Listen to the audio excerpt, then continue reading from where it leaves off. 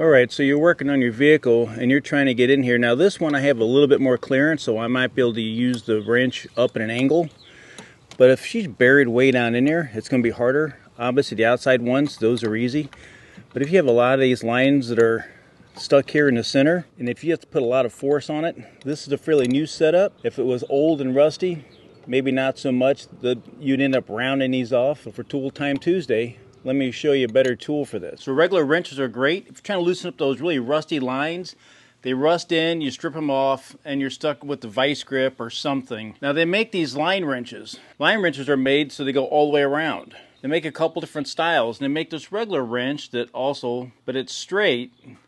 These will cause you more problems than they're worth, but they'll help you get into weird spots. Let me show you how these are used. So they just fit onto a standard ratchet, whether you want an extension or not, and they're made to just go just around the fittings. If I take the ratchet off, you can see that it encompasses the nut, the ferrule, whatever you want to call it.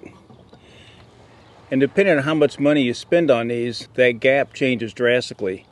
But it allows you to get in there and really get some force on it without just stripping off the outside flats. This is newer one, so that it's not going to have all the rust. Now these are the ones from Harbor Freight. They're about 13 bucks.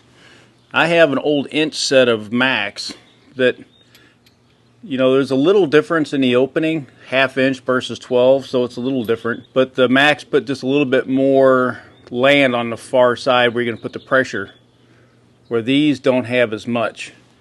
But you get what you pay for. Now this isn't something you're going to use a lot of, but if you're going to use a lot of it, buy a better set. These straight type line wrenches, they're okay.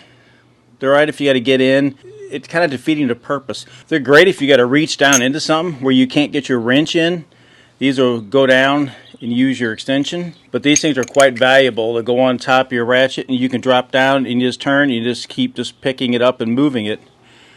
But these line wrenches, if you do a lot of breaks, these are pretty valuable, but they'll work on any other nut as well. So if you've got something on there that's really froze, it's partially stripped, and you can't just get a socket on it, or a regular wrench, these work great. Primarily for brakes, any type of hydraulics. If you're working on equipment, hydraulics is hydraulics, it doesn't matter.